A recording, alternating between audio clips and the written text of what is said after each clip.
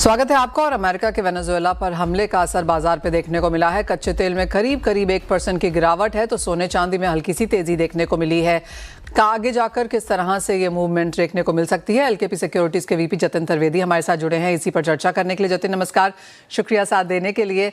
सबसे पहले crude oil prices पर, और इनिशियली बाजार को लग रहा था कि जिस तरह से यूएस ने टेक ओवर किया है वेनेजुएला को, एक प्रीमियम हम शायद क्रूड ऑयल प्राइसेस में बनता हुआ देखेंगे। लेकिन धीरे धीरे जैसे बात समझ में आने लगी कि 1 मिलियन बैरल्स पर डे कोई बहुत ज्यादा नहीं है, ऑलरेडी हम 2.5 मिलियन बैरल्स पर डे के एक्सेस में हैं और हमने वो मुनाफा वसूली यहाँ पर प्राइसेस में आते हुए देखी, तो क्लियरली 0.5% ऊपर 0.5% नीचे के बीच में जो ये क्रूड में कारोबार होता हुआ नजर आया है, इसे आप कैसे देखते हैं और यहाँ से क्या करने की राय है?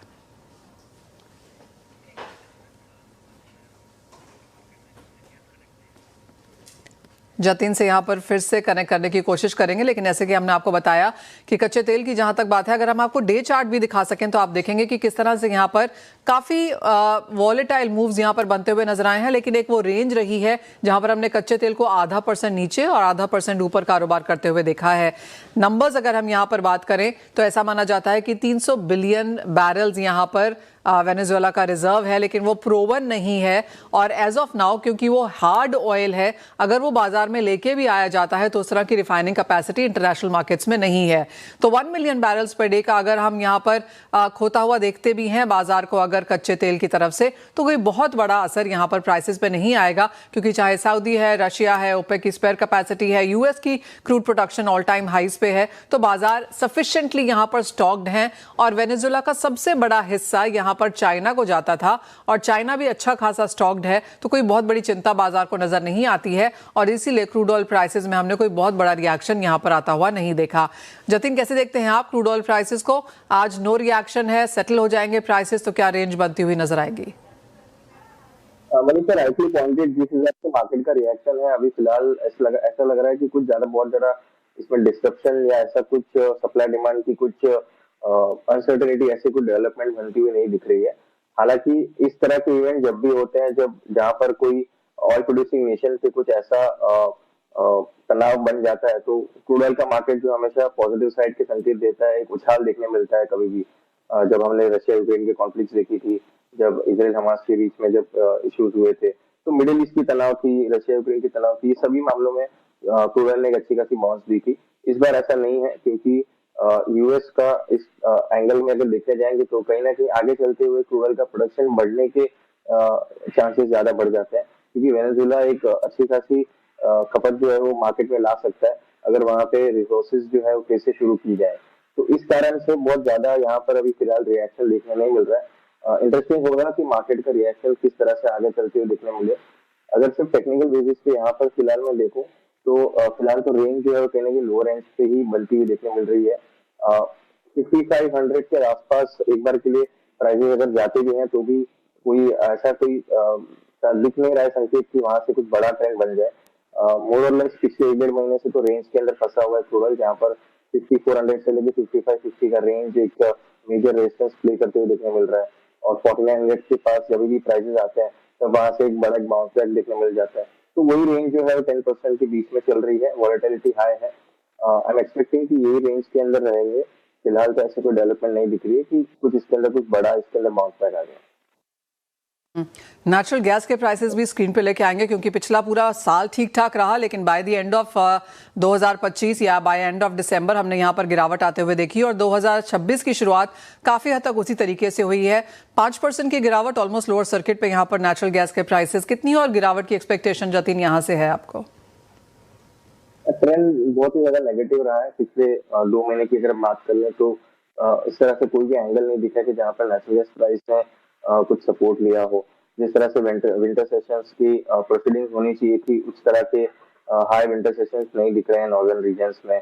और ना ही कोई ऐसा डेटा है जिससे ऐसा लगे कि आगे चलते हुए कोई बड़ी विंटर की कोल्डनेस जो है जिसकी वजह से डिमांड साइकिल जो बहुत ज्यादा अपटिक हो जाए। तो इसी कारण से नेचुरल गैस के प्राइस अभी भी डाउन ट्रेंड के अंदर ही चल रहे हैं।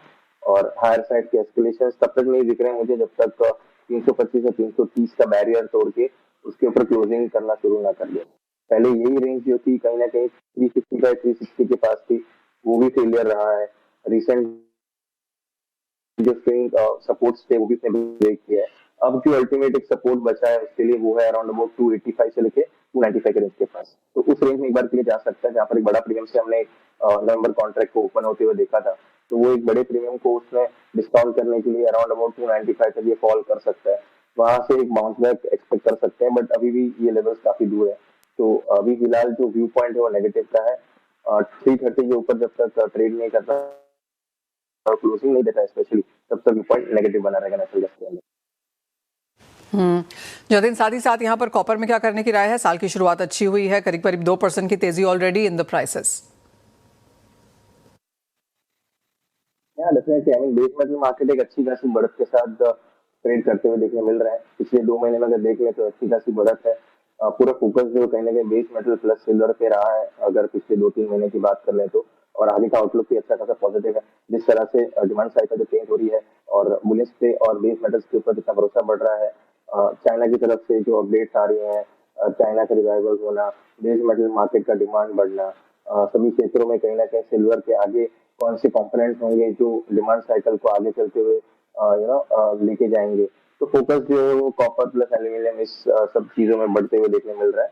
तो व्यू पॉइंट और आउटलुक दोनों ही पॉजिटिव है मनीषा। यहाँ से 1250 से लेकर 1270 एक बेस सपोर्ट के तरीके से एक्ट करते हुए देखने मिलेगा। और हायर साइड पे मुझे लग रहा है 1340 1350 फीट से छूने की कोशिश जरूर करेगा कॉपर जो आगे चलते हुए। मॉडेस्ट ट्रेंड जो है वो पॉजिटिव है और ब्रॉडर ट्रेंड भी पॉजिटिव है। और इमीडिएट बेसिस पे अगर आउटलुक देखें तो वो भी एक पॉजिटिव साइड के संकेत है। बाय ऑन डिप्स का मार्केट बना रहेगा। 1280 के पास मिलता है तब प्राइजेस यहाँ पर एंट्री कर सकते हैं। और हायर साइड पे 1340 तक के लक्ष्य रख के चलना है कॉपर के अंदर। ऑलराइट, तो खरीदारी की राय यहाँ पर कॉपर में बनती हुई, जहाँ तक कच्चे तेल की बात है वीक सेंटिमेंट्स है और नेचुरल गैस में तो बिकवाली की ही राय है। इसी के साथ ब्रेक के लिए भी रुकेंगे, जब लौटेंगे तो बात यहाँ पर करेंगे प्रेशियस मेटल्स की। सोने में सपोर्ट है और चांदी में अच्छी खासी खरीदारी, यहाँ पर आपको क्या करना चाहिए बताएंगे आपको।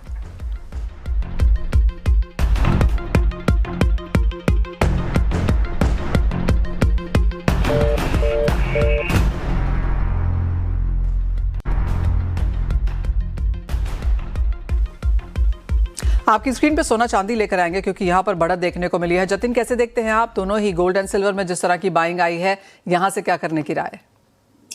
मनीषा देखिए, कोई ना कोई तरीके से गोल्ड सिल्वर दोनों को एक नया एक मोड मिल जाता है, जहाँ पर एक रुझान बनने लगता है कि जहाँ पर प्रॉफिट बुकिंग देखने मिल सकती है। हमने शुक्रवार के दिन भी देखा कि हायर लेवल से एक अच्छी खासी प्रॉफिट बुकिंग हो रही थी गोल्ड सिल्वर के अंदर। बट ओवर द वीकेंड जिस तरह से डेवलपमेंट हुए, फिर से एक न्यू जियोपॉलिटिकल टेंशन अराइज हो रहा है, जिसका फेवर जो है कहीं ना कहीं पूरा गोल्ड और सिल्वर दोनों बटोर ही रहे हैं। तो प्रीमियम्स जो है वो बहुत ही लगातार बने हुए हैं। पिछले 5-6 साल से अगर हम देखें तो कोई ना कोई रीजन से ऐसे एक बड़ी रीजंस मिल जाती है मार्केट के अंदर, जहां पर गोल्ड और सिल्वर के अंदर एलोकेशन जो है वो कम करने का मन नहीं करता है। और जिस तरह से एलोकेशन का हम हमेशा बात करते हैं कि पोर्टफोलियो में आप अपना 15-20%, इनफैक्ट हायर साइड पे 25% भी जब मार्केट वीकनेस रहती है तब हम देते हैं। तो इस बार फिर से वही रिन्यूड टेंशन की वजह से बढ़ जाता है कि जहां पर प्रॉफिट बुकिंग की जगह पे अभी भी वो रिएक्शन आ जाता है कि होल्ड करके चलो, क्योंकि जब तक ये तनाव बने रहते हैं तब तक गोल्ड और सिल्वर जो है शाइनिंग कमोडिटीज बनी रहेंगी। और मुझे लग रहा है अभी भी लेवल्स जो स्पेसिफिकली जो है वो काफी दूर है। अगर ये लेवल्स ब्रीच होते हैं तब कुछ वीकनेस की दौर बनती हुई देखने मिल सकेंगी। गोल्ड की अगर हम पहले बात कर लें तो कहीं ना कहीं 1,34,000 से 1,32,000 एक बेस सपोर्ट की तरीके से काम करते हुए देखने मिल रहा है। अब वो काफी दूर हो जाता है क्योंकि पिछले जो भी उसने बढ़त जो गवाई थी वो वापस से उसने गेन कर ली है।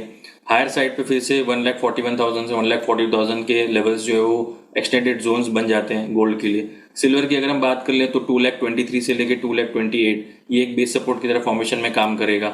हायर साइड पे फिर से 254-255 के लक्ष्य देखने मिल सकते हैं। सो ऐड नहीं करना है, अगर है तो होल्ड करके चलें और लोअर लेवल्स पे जब भी मिलते हैं तब ऐड करने की सोचेंगे। और हायर साइड पे प्रॉफिट बुकिंग करना है तो थोड़ा सा वेट कीजिए और भी हायर लेवल्स जब मिलते हैं तब बुकिंग की रणनीति अपनानी है। फिलहाल जो न्यू एंट्रेंस है उनको क्या करना है, तो बाय ऑन डिप्स का मार्केट है 2,35,000-2,40,000 के रेंज में मिलता है तब सिल्वर, और 1,35,000 के आसपास अगर गोल्ड मिल जाता है तो गोल्ड के अंदर एलोकेशन बढ़ाने की। ऑलराइट, तो वो चार्ट आपकी स्क्रीन पे है जहां पर पिछले 12 महीने में 174% के गेंस चांदी ने आपको दिए हैं। बहुत शुक्रिया साथ जुड़ने के लिए। इसी के साथ एक ब्रेक का भी समय है, हम लौटेंगे और लेकर आएंगे आवाज समाचार।